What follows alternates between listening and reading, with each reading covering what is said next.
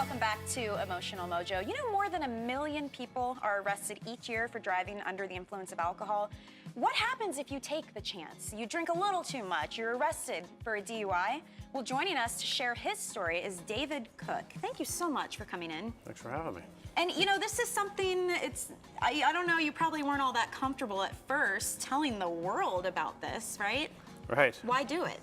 Well, I had two choices. I made a mistake, and I thought about it, and I had two choices of either kind of keep my head low and wait for it to pass, or raise my hand and take accountability for it and try to explain to people what happens when you make the mistake that I made. Yeah. Well, and I love that you're putting yourself out there, becoming vulnerable to tell the story, because I think a lot of people have had DUIs and have been in your shoes. And the book is not this huge novel. I mean, it's what, 30-something pages. I mean, but the message is so powerful. I mean, can you kind of share maybe the Cliff Notes version of your story? So, I mean, you were like on top of the world at this time, right? You were in New Jersey for a job interview. It went amazingly. And you had some downtime between going to the airport to go home. What happened in that downtime? Well, I mean, I had time between my last interview and my flight home, and made a mistake that I've been regretting ever since, and drank too much and got behind the wheel of a car. And I didn't think about the ramifications or the consequences of of the risk that I was taking when I took it. And when I was arrested for DUI, I thank God every day that I didn't hurt anybody. It was a fender bender. Yeah.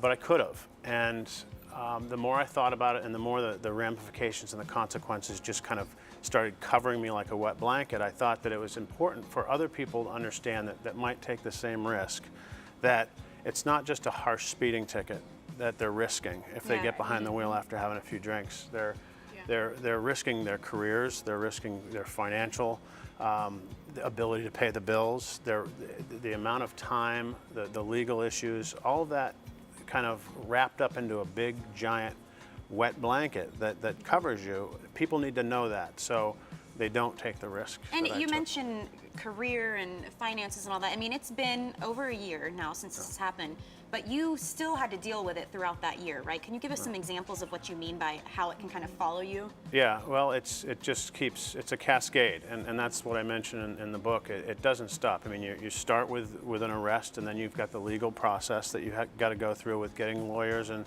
dealing with court dates, and then trying to get into certain programs like the PTI program. There's DUI school. There's community service. There's the probation calls with your probation officer. All of these things. Losing your license for 6 months. In the state of New Jersey, you're required to lose your license for 6 months. Which is huge. That's I mean, when you drive every day to your job. So what happened to you from an employment and a personal perspective? Well, and that's the big one. I had worked for a large medical device company for 18 years and was let go following this incident. It was a Class 1 violation to the company, and many companies have a zero tolerance policy. Especially if you're in sales and you're driving around to go meet clients. And even if there wasn't a zero tolerance, it would have been very difficult for me to do my job without a license. Yeah, right. And I think it's very interesting because from a mental health perspective, I know what comes along with that are a lot of adjustment disorder issues and depression and anxiety. Did you have to experience any of that going through this slippery slope process? If you ask my wife, I have many mental problems. No, it was a challenge because you wake up one day and you don't have a job that you've had for 18 years, and you've got all of the things that you've got to manage, the time, and you've got to make sure you do everything to the letter, or you potentially could be standing in front of the judge again.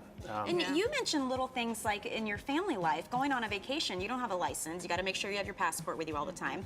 You get somewhere and you want to rent a car, and then that's an issue. So I can understand that trickle-down effect. And with this many people being arrested for DUIs, I mean, do you think that punishment is fair, that it's drawn out like that? I know we have statistics too of just the number of people this happens to. Yeah. Do you think it's fair? Well, it's harsh. In terms of fairness, I think it's only going to get harsher. 150 million people, over 150 million people will drive impaired in the United States each year and not get caught. 1.5 million are actually caught. That's about 1%. And that number right there, it doesn't sit well with law enforcement and with the legal system. So punishment is not going to get lessened. It's going to get more and more severe.